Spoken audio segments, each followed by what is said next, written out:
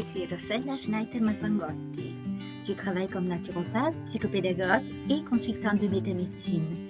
Je vais t'accompagner au fur des semaines pour lire ensemble le livre J'ouvre la porte à ma nouvelle vie. C'est un parcours qui te permettra de voir tes faiblesses, tes difficultés, et de comprendre l'origine de ces difficultés, de certaines dynamiques, et de choisir d'ouvrir la porte à cette nouvelle vie. Comment mettre en place des nouvelles dynamiques, des nouvelles relations, des nouvelles pensées, des nouvelles équations. Mais ça, on va le découvrir à fur et à mesure.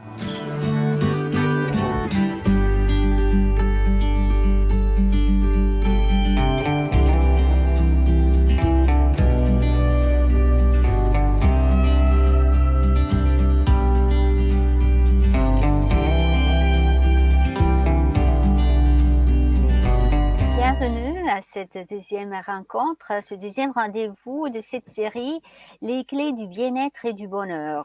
On va lire ensemble, on va suivre les chapitres du livre de Claudia Rainville, J'ouvre la porte à mon nouvelle vie. Et le chapitre d'aujourd'hui, c'est Je me découvre. Pourquoi il est important de se découvrir? Je vais utiliser la métaphore de la peinture, un beau tableau.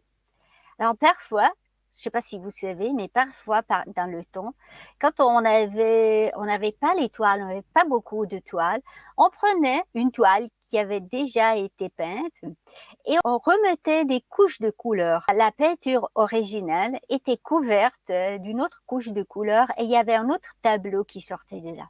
Et puis parfois, nous, on est comme ça, comme ces tableaux. Peut-être parfois il y avait un chef-d'œuvre qui se cachait et qui était recouverte d'une croûte, comme nous aussi. Alors l'enfant, quand il est, c'est un chef-d'œuvre. Le petit enfant, c'est comme une graine de fleur. Il a en soi tout ce qu'il faut pour s'épanouir, pour grandir, pour devenir le chef-d'œuvre qu'il est destiné à devenir. Pendant les premières années de la vie, il a des rencontres, il a des relations avec les parents, avec les adultes de son entourage. Et parfois, dans ces relations, il va être jugé. On va lui dire des choses qui font en sorte que l'enfant ne peut pas se découvrir, ne peut pas se développer comme une belle fleur, comme la belle fleur qu'il est destiné à devenir, mais il va être quelque chose d'autre. Donc, ce que nous sommes aujourd'hui, ce n'est rien d'autre que le résultat de mon histoire. Bien sûr, je suis née dans une famille qui m'a accueillie, qui m'a aimée, qui m'a aidée à grandir, avec des parents qui ont fait de leur mieux pour faire en sorte que je devienne la meilleure personne possible. Mais il est aussi vrai que pendant ces années, ils ont peut-être projeté sur moi leurs désirs, leurs souhaits, leur image d'un enfant. Et peut-être cette image ne correspondait pas tout à fait à chaque fois à ce que j'étais. Moi, par exemple, j'étais une fille qui était très exigeante. Je voulais découvrir le monde. Moi, j'étais une de ces filles qu'on disait c'est une fille vivante. Et parfois, d'être un enfant vivante, c'est un peu difficile pour les parents. On dit souvent que les parents sont ces gens-là un peu bizarres, un peu étranges. Ils passent leur temps à nous apprendre à marcher et à parler. Et puis après, ils n'arrêtent pas de nous dire de nous taire et de ne pas bouger. Les parents ont une image de l'enfant. Ils aiment cet enfant, mais en même temps, ils aimeraient le modeler sur leur image. Et c'est pour ça qu'on va leur dire des choses. Tu es paresseux, tu es trop vivant, tu es trop bavarde, de telles et de telles phrases qu'on nous a dit. Et l'enfant, il est petit, il croit à ce qu'on lui dit. Puis après, il y a les enseignants, il y a les voisins, il y a les grands-mères. De cette manière que je vais créer mon image de moi-même, l'image de soi se crée par identification. Identification à ce que les autres nous ont dit. Est-ce que cela correspond toujours à ce que je suis vraiment? Et il faut bien sûr se poser cette question. Parfois, on nous a dit des choses qui ne nous correspondaient pas. Et alors, c'est comme quand on met des traits de peinture, de couleur sur ce tableau et on cache ce qu'il était vraiment. Ou bien encore, des fois, on a essayé de nous enlever des caractéristiques parce que ce tableau, on voulait le mettre dans un cadre. Mais comme le chef-d'œuvre était un peu plus grand, il ne passait pas dans ce cadre et on lui a coupé. On lui a coupé quelque chose en lui disant ne sois pas comme ça. Et là encore, l'image de soi s'est créée sur une identification. Comme j'étais vivante, souvent on me disait que j'avais mauvais caractère. Là maintenant, je comprends ce que voulait dire ma maman quand elle disait que j'ai mauvais caractère. Elle voulait juste me dire, tu vois, avec tes caractéristiques, tu as un esprit comme ça vivant, tu me poses devant mes limites, parfois je ne sais pas comment te gérer, parfois il m'est difficile de répondre à tes questions, parfois tu vas plus loin que je peux arriver, mais comme elle n'était pas consciente de ça, elle me disait, tu as mauvais caractère. Et alors pendant des années, j'ai vraiment cru que j'avais un mauvais caractère, jusqu'au moment où j'ai découvert que ces caractéristiques qu'on identifiait avec mauvais caractère, c'était bien sûr les caractéristiques dont j'avais besoin pour créer ma vie, pour réaliser mes rêves, pour réaliser des projets. Alors c'est à ce moment-là que j'ai cessé de croire que j'avais mauvais caractère et que j'ai commencé à voir tout ce qu'on me disait que c'était un défaut, tout simplement comme une caractéristique, une qualité, ni bonne ni mauvaise. Quand on nous dit tu es comme ça, on nous met une étiquette. Ou bien, quand on nous dit encore sois comme ça, on nous pousse à nous mettre une étiquette. Mais si on arrive à tout simplement avoir les caractéristiques qu'on a et la manière dont on les manifeste, alors voilà qu'on peut réaliser vraiment et profiter du chef-d'œuvre qu'on est nous-mêmes. Je t'invite maintenant à faire une expérience. Je t'invite à te découvrir comme on découvre un chef-d'œuvre. Comment est-ce qu'on découvre un chef-d'œuvre? On se pose tout simplement devant et on le regarde. On le regarde sans avoir des préjugés, sans avoir des idées, des croyances. Juste le regarder. Pose-toi devant ton miroir ou bien devant une photo ou tout simplement prends une feuille blanche et tu peux commencer à décrire quelles sont mes caractéristiques. Je suis patiente, j'aime la tranquillité, j'aime bouger, j'aime écouter les autres, j'aime rester dans la nature. Va découvrir toutes tes caractéristiques parce que chacune de ces caractéristiques va t'aider à mieux te connaître, à mieux te comprendre et surtout à mieux réaliser ton projet de vie. Elle va t'accompagner dans le changement pour ouvrir la porte de ta nouvelle vie. Je vais mettre aussi quelques mots par rapport aux caractéristiques. Souvent, on les appelle des défauts ou bien des points de force. Moi, je les appelle des qualités.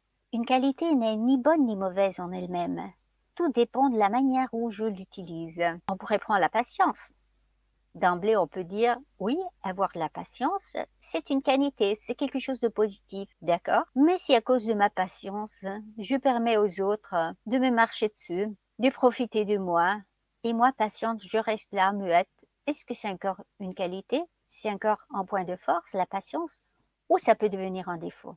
Quand j'étais à l'école, on me disait tout le temps que je bavardais trop. Est-ce que c'est un défaut de parler?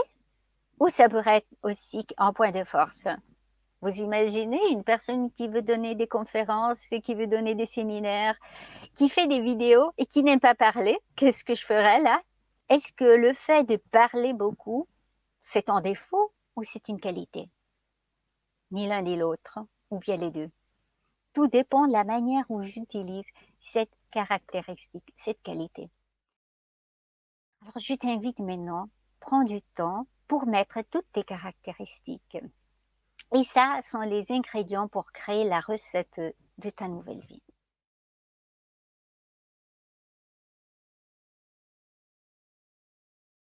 Et maintenant que tu as fait la liste de tes caractéristiques, je t'invite à fermer les yeux et imaginer un beau tableau. Tu peux prendre les plus belles couleurs que tu as. Ça peut être des gouaches, ça peut être des crayons couleurs, des pastels. Prends les couleurs. Tu t'imagines que tu as devant toi un beau tableau et que ce qui est en toi, toute ta beauté, va se manifester sur ce tableau. Ça peut devenir un paysage, ça peut être une fleur, ça peut être une personne, ça peut être une situation. Mais laisse ta main partir, prends les couleurs et peindre ce beau tableau plein de couleurs. Et peut-être il y aura des couleurs vivantes, beaucoup de couleurs. Peut-être il y aura des couleurs pastel. Ou peut-être encore il y aura plein de détails. Ou encore juste quelques lignes essentielles. Voilà, laisse sortir ce que tu as. Et quand tu as fini de peindre ce beau tableau, tu peux reculer de quelques pas, juste le regarder, juste l'admirer, juste voir sa beauté. Et tu peux ressentir en toi la joie de regarder ce tableau. Eh bien, ce tableau, c'est toi.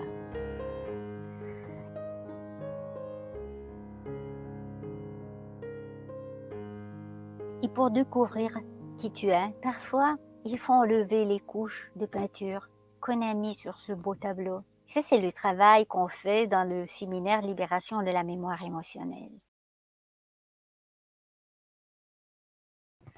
Et c'est un séminaire que je conseille à toutes les personnes qui sont là, qui ont envie de changer quelque chose dans leur vie, mais c'est comme s'il y a quelque chose qui les bloque. Souvent sont les critiques, souvent sont les peurs, souvent sont les jugements qu'on a reçus dans notre enfance et qui nous ont empêchés de dévoiler la belle peinture qu'on est. Pendant ce séminaire de libération de la mémoire émotionnelle, on va enlever les croûtes, ces touches de couleur qui ont été mises par quelqu'un d'autre et qui vont cacher ce qu'on est vraiment. Pour découvrir qui je suis vraiment, il y a 3 petits pas à faire. Le premier, c'est prends conscience de tes peurs. Combien de fois tu n'oses pas être toi-même parce qu'il y a des peurs? La peur d'être jugé, la peur de se tromper, la peur de souffrir, la peur de ne pas être à l'auteur, la peur de perdre quelqu'un qu'on aime.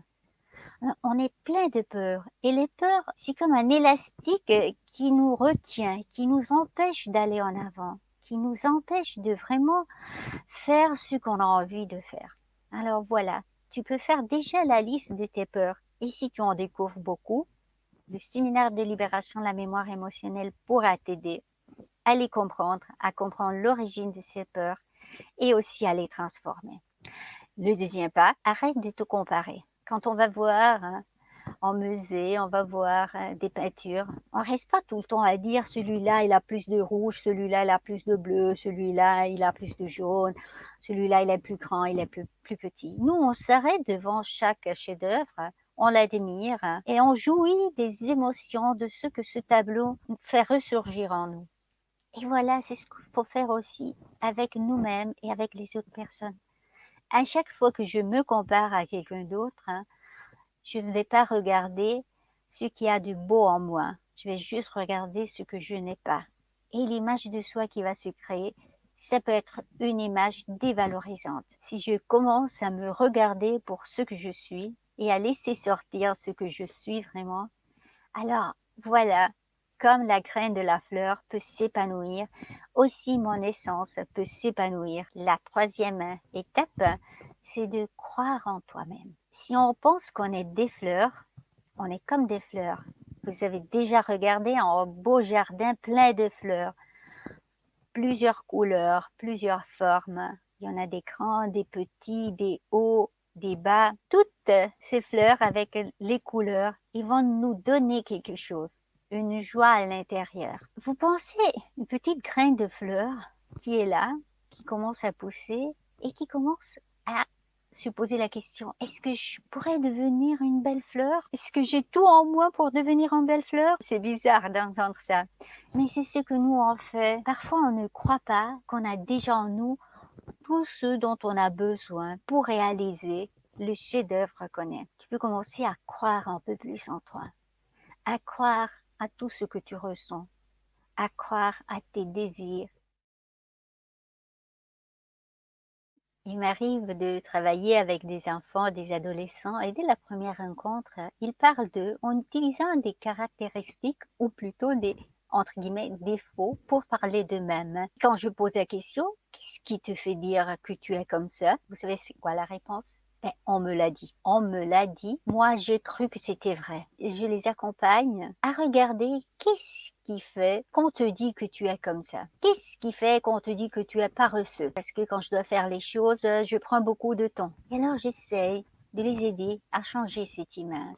Je leur pose la question, se pourrait-il que tu n'es pas paresseux, mais que tu as des rythmes différents. Bien sûr, si on a une maman qui est très dynamique, quand il y a un enfant qui, par contre, il est plus tranquille, il a des rythmes plus lents, cette maman pourrait croire que cet enfant est paresseux, tandis que lui, il a juste des rythmes différents. Peut-être c'est ce qui t'est arrivé aussi quand tu as dit des choses. On a mis sur ces caractéristiques une étiquette négative. Alors commence aussi à faire toute la liste des choses qu'on t'a dit que tu n'as pas aimé ou que tu aimes pas de toi-même. Et puis, essaie de transformer ces caractéristiques d'une manière qui te soit favorable. Tu pourras redonner de la force à ces qualités.